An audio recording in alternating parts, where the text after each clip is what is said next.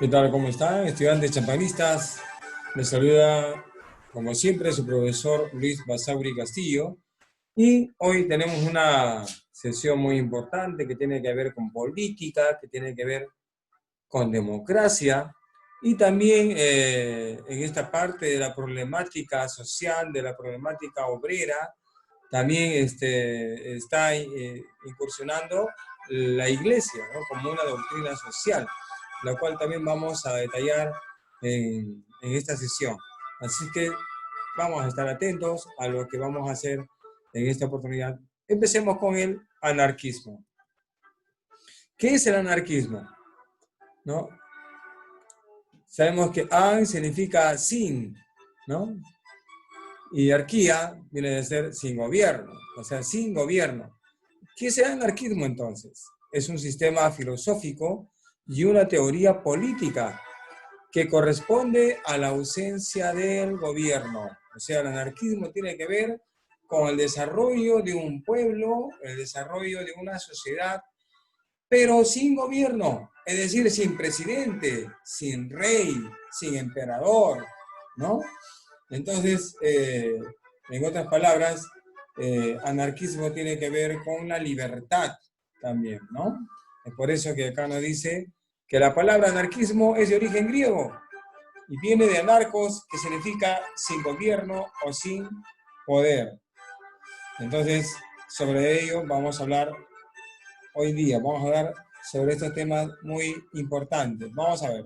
Entonces, ¿cuándo surge el anarquismo? El anarquismo surge en el siglo XIX, ¿no? Casi al principio del siglo XIX.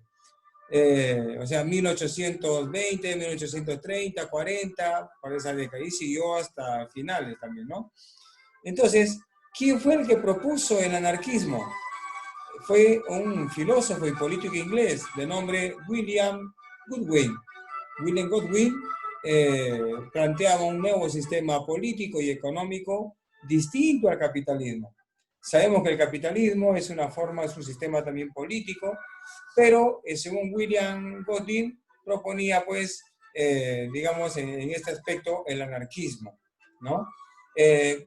Godwin afirmaba que la sociedad podría vivir sin leyes y sin las restricciones de un gobierno y lograr su equilibrio por medio de la libertad de los individuos, lo que suponía el estado de la sociedad ideal. Imagínense, una sociedad podría vivir, dice Godwin, sin leyes. ¿Ustedes creen que una sociedad podría vivir sin leyes? Bueno, a ver qué opinan, ¿no? Siempre y cuando las personas tengan un buen sentido común, llena de valores, lleno de la moral y de la ética profesional, muy en alto margen, ¿verdad? Entonces, estamos viendo acá estas situaciones sobre estas afirmaciones para nosotros pensar y también poder participar después en la plataforma Zoom vía online. Así que vayan pensando, ¿podrá una sociedad vivir sin leyes y sin restricciones de un gobierno? ¿Podrá tener un equilibrio económico, social, político? Todo en base a la libertad. ¿La libertad puede ser todo eso? La respuesta puede ser sí, la libertad tiene todo eso, vivir así libremente. Pero, bueno, siempre y cuando no hubiera, pues, delincuencia, no hubiera corrupción, no hubiera nada, ¿no? Pero eso lo dejamos a ustedes para que vayan pensando. Muy bien. Entonces, ¿quiénes son los representantes del anarquismo? Tenemos al francés Pierre Proudhon, que fue también defensor del anarquismo, defensor de los medios pacíficos. Él decía que también para querer algo teníamos que hacerlo pacíficamente y no por medio de la fuerza. Y también están los rusos como Mikhail Bakunin y Piotr Kropotkin, quienes abogaban por la abolición del Estado. ¿Qué cosa es abolir? Abolir es sacar, desterrar, destruir, ¿no? Entonces, abolir el Estado, o sea, que no exista el Estado. Los países que se difundieron esta anarquía fueron también Francia, España e Italia, ¿no? No, también, bueno, al principio fue Inglaterra, ¿verdad? Con William Goodwin. Entonces, España, Francia e Italia también trascendieron lo que es el anarquismo, que también llegó a América, en parte sí, también llegó en parte de algunos países americanos. Muy bien, continuamos con el anarquismo. ¿Cuáles son las características del anarquismo? Ya hemos visto algunas de ellas, ¿verdad? Una de las características principales es que rechazan la propiedad privada. Hoy en día podemos ver en muchas empresas donde dice propiedad privada, nadie puede entrar, ¿no? Entonces, rechazan la propiedad privada porque decían que la tierra debería ser de todos, ¿no? Y sostenían que la propiedad privada para los anarquistas es un robo para ellos. ¿Un robo? Sí, ellos piensan así, porque la propiedad privada no debe existir.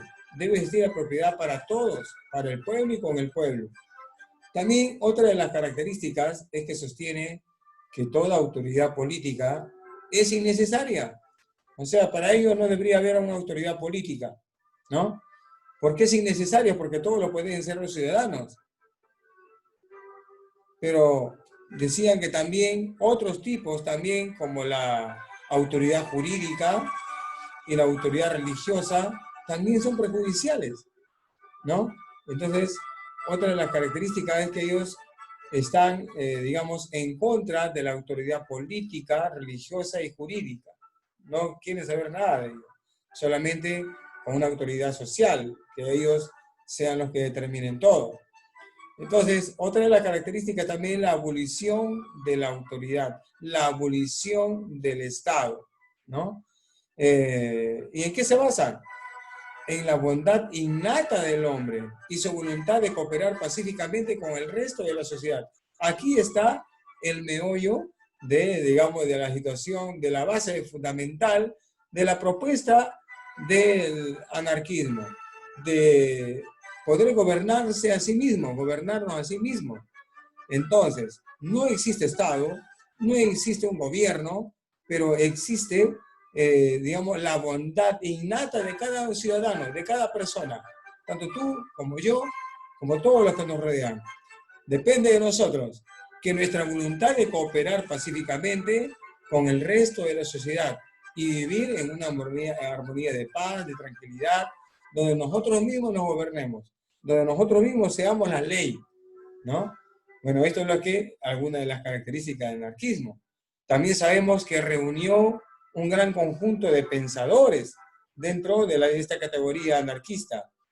Y sabemos que el principio básico también es la exaltación de la libertad individual, pero con responsabilidad, ¿no? Con voluntad, con cooperación, con responsabilidad. Esto era lo que proponía el anarquismo, ¿no? Y un rechazo efectivo, pues, de la autoridad, de hecho. Y también criticaba la propiedad privada, como lo habíamos visto acá, ¿no? Y ellos más bien proponían, en lugar de propiedad privada, una propiedad colectiva, donde todos somos dueños de todo, ¿no?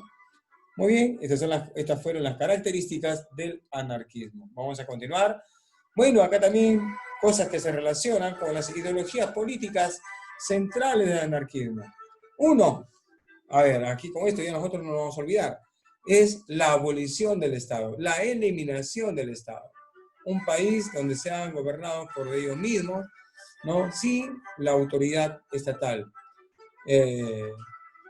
¿Y qué significa esto? Dice que el Estado representa a quién. ¿Por qué se ponía el Estado? Porque decía que el Estado representa a los intereses de las clases altas y se tendría que destruir, ¿no? Bueno, si nosotros vamos con la realidad actual, podemos decir de que el Estado, de cierta forma, trabaja con las clases altas, con la economía de la alta sociedad, ¿no? Eso es cierto. Sin mirar nada más ahí, las grandes empresas no comerciales, estatales, pero muchas de ellas también son privadas, por ejemplo la minería.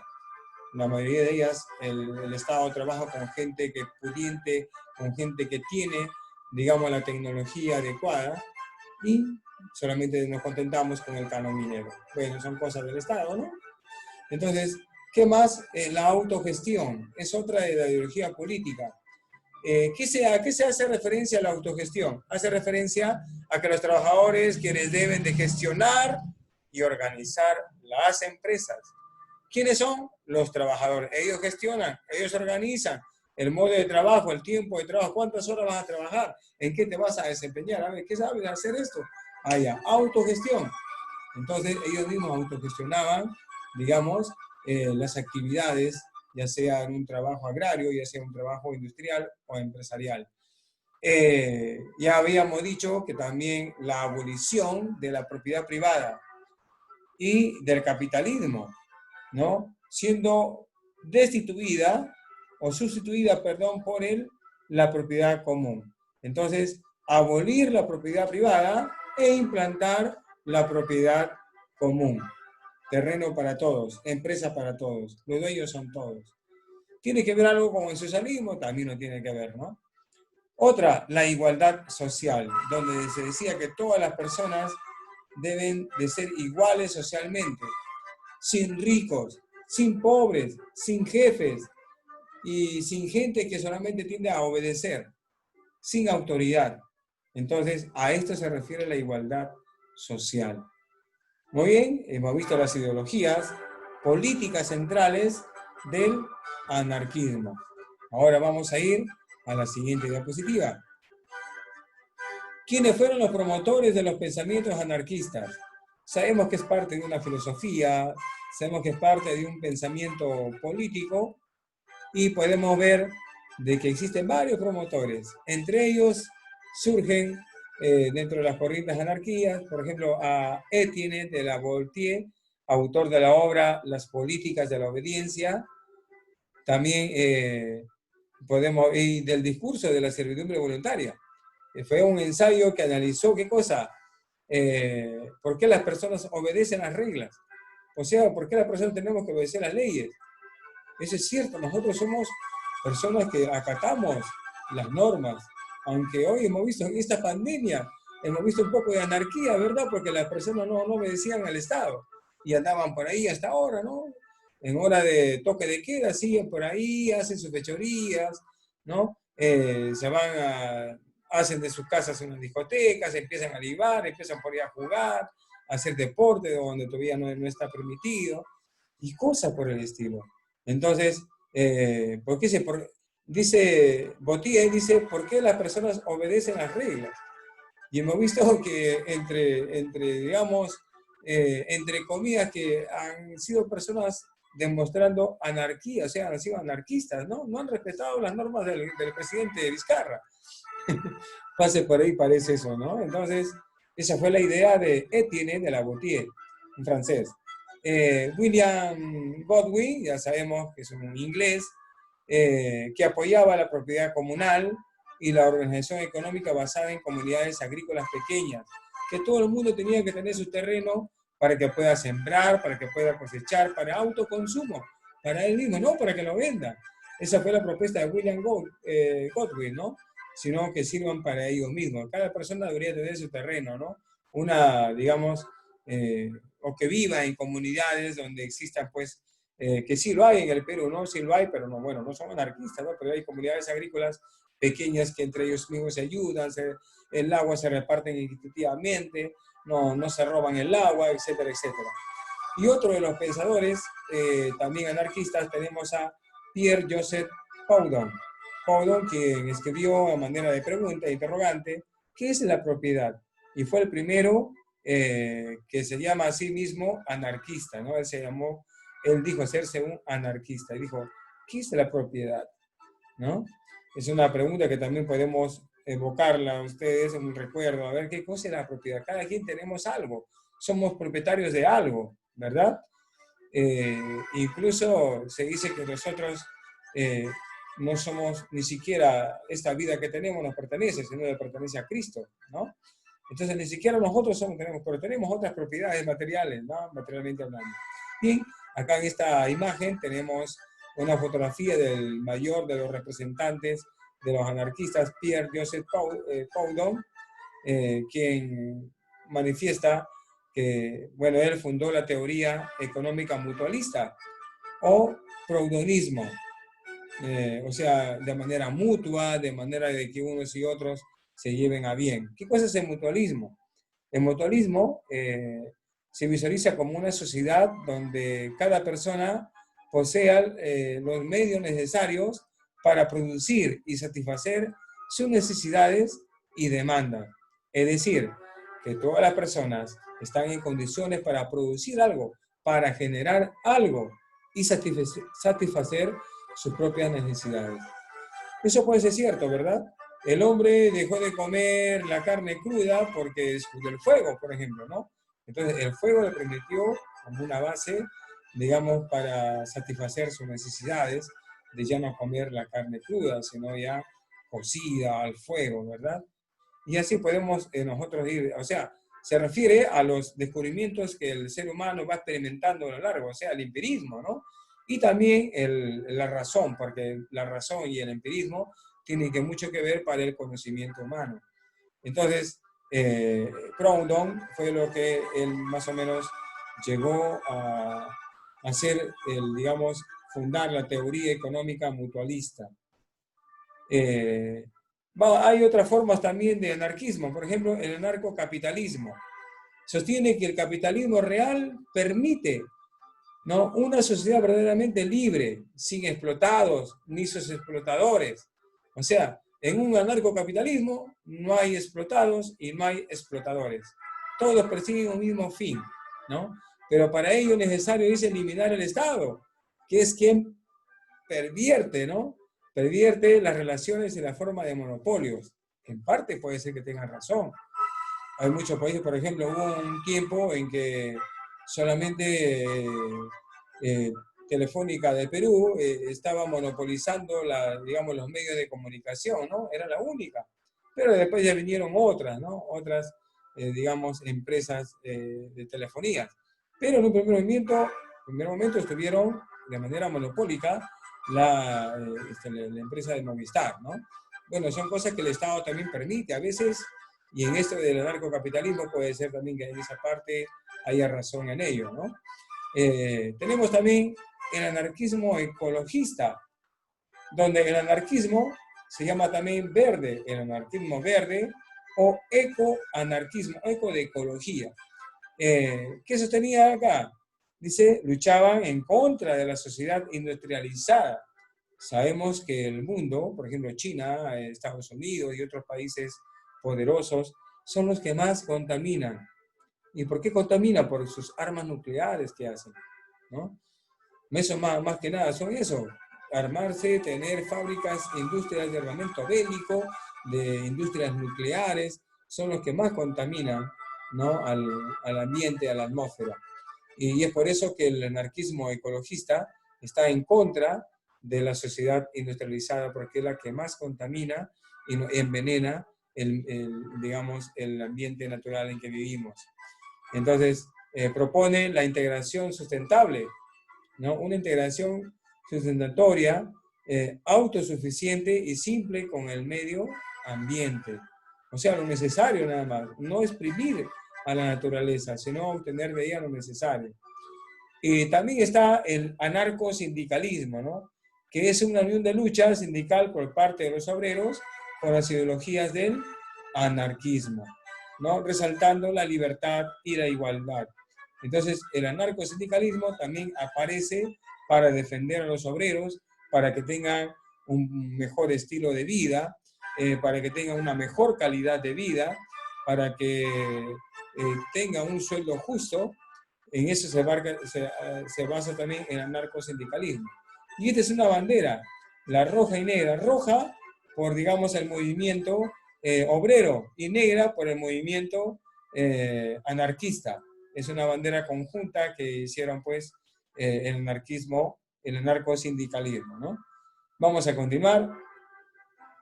Ahora pasamos a otro punto, ya dejamos un poco la anarquía para entrar, digamos, a la iglesia, que también está dentro de los problemas sociales, de los problemas también de, digamos, de la coyuntura obrera. En el medio de los problemas sociales, la iglesia también alzó su voz, ¿no?, de manera, digamos, pacífica, claro, ¿no?, contra las personas víctimas de la explotación. Sabemos que en Perú y en muchos lugares del mundo hay niños que son explotados en el trabajo, mujeres que son explotadas, hombres también que siguen siendo discriminados, existe el racismo hoy en día todavía, y podemos ver que hay muchas formas de explotación, de trata humana y todo lo demás. Entonces, somos víctimas de la explotación y la iglesia está a favor, digamos, de la paz, a favor del trato humano, ¿no? Y eso me parece que es muy bueno. Sabemos que la iglesia no se oponía al capitalismo porque los dos caminan juntos. La iglesia también tiene poder dentro de la sociedad, ¿no? Dentro del sistema en que vivimos, que es el capitalismo, la iglesia también tiene poder. Entonces, lo que le interesaba a la iglesia es que no se explote al hombre, ¿no? Y ellos pedían que den una solución por el buen trato y por digamos, la buena intercomunicación y liderazgo entre los jefes y los trabajadores obreros. Ellos también hicieron, digamos, un llamado al mundo, un llamado a los empresarios, un llamado al resto de sacerdotes, al resto de países. Y ellos hacían un documento, eran unas cartas especiales que hacían, y estas cartas, estos documentos se llamaban encíclicas, en cuyos documentos trataban de, digamos, fortalecer el sistema humano, también como en la última encíclica, digamos, del Papa Francisco, como también de la misma, del ambiente que vivimos, de la naturaleza, para protegerla.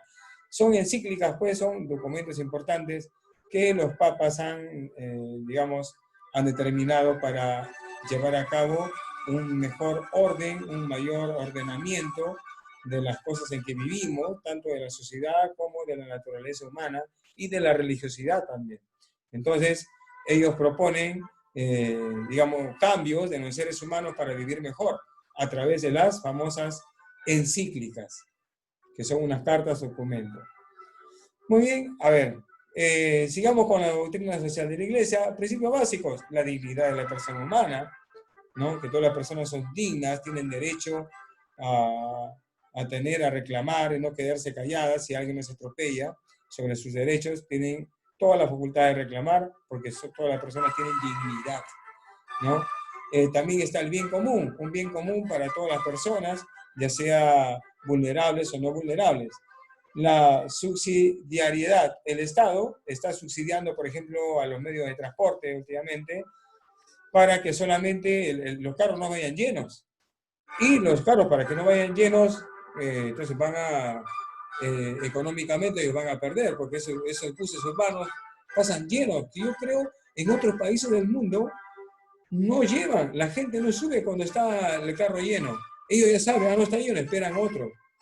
No suben, pero en el Perú y en otros países del mundo, la gente se abarrota, la gente no tiene un orden, y los buses llenos, acá en Trujillo también, los buses llenos, mientras más puedan, más los llenan.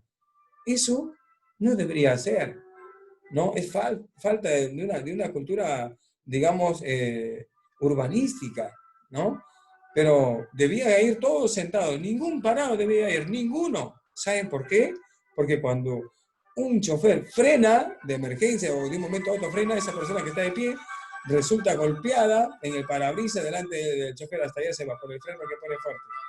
Entonces es recomendable que ninguna persona esté pues de pie. Debería hacer un cambio esto en nuestro Perú, debería haber un cambio cultural con respecto al transporte, que nadie debe ir parado, todos sentados y punto.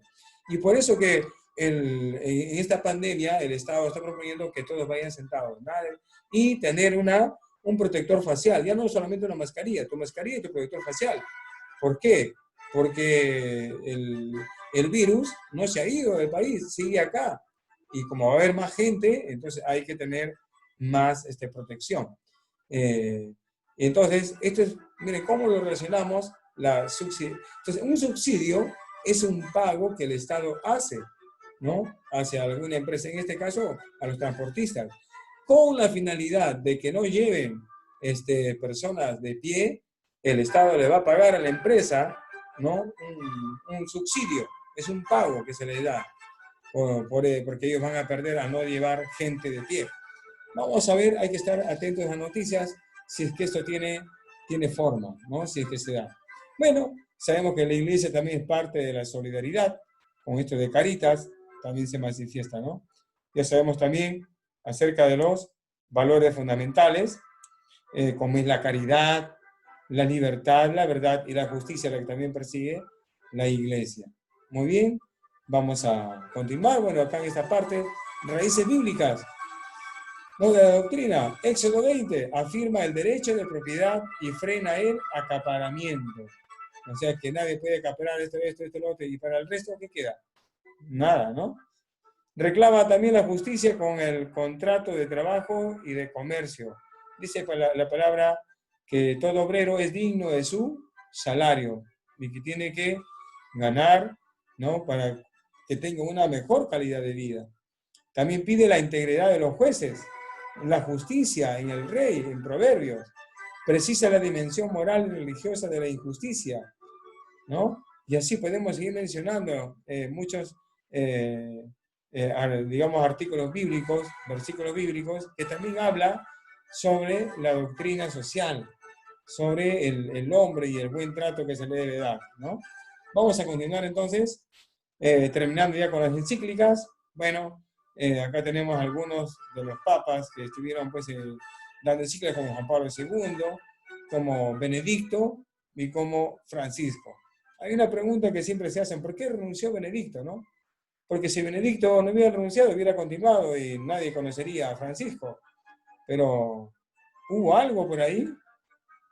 De repente vio algo y quiso emprender otra forma, no sabemos. Pero si bien es cierto, hay mucha controversia sobre la renuncia de Benedicto, ¿no? Vamos a ver ustedes, me gustaría que ustedes investiguen también ese punto. Muy bien, hay una relación con las encíclicas a lo que es la iglesia, el Estado y el trabajador. Por eso es que la iglesia también tiene poder, está dentro del Estado. El Estado reconoce a la iglesia como poder, ¿no? Y también como un medio también intermediario para poder desarrollarse económicamente, política y social. Entonces, este es un trío de la armonía, ¿no? Para hacerle recordar a los empresarios y al gobierno que no abusen de los trabajadores, ¿no? Que les atiendan de manera cristiana, como un amor al prójimo, que no abusen, que no, digamos, nos tengan así como esclavos modernos, sino que les den todos los beneficios habidos y por haber para que de esta manera puedan ellos tener una comodidad, tener una recreación ellos con sus hijos, porque solamente se van a vivir para que y lo que ganan solamente les alcanzan a la justa para comer, a las justas para alimentar a sus hijos. Entonces yo creo que eso no es una vida, digamos, que se puede llevar de manera igualitaria con todos, ¿no? Creo que todos tienen el derecho de recrearse, de tener algo más, como que digamos, un sobrante que le ayude para que sea feliz dentro de este mundo. Muy bien, es así como hemos terminado con esta parte sobre el anarquismo, sobre la sociedad, los fundamentos religiosos, digamos, y también con las famosas encíclicas, ¿no? Muy bien, hasta aquí llegamos, rogando que Dios Todopoderoso te guarde, te bendiga, y bueno, pues a cuidarse.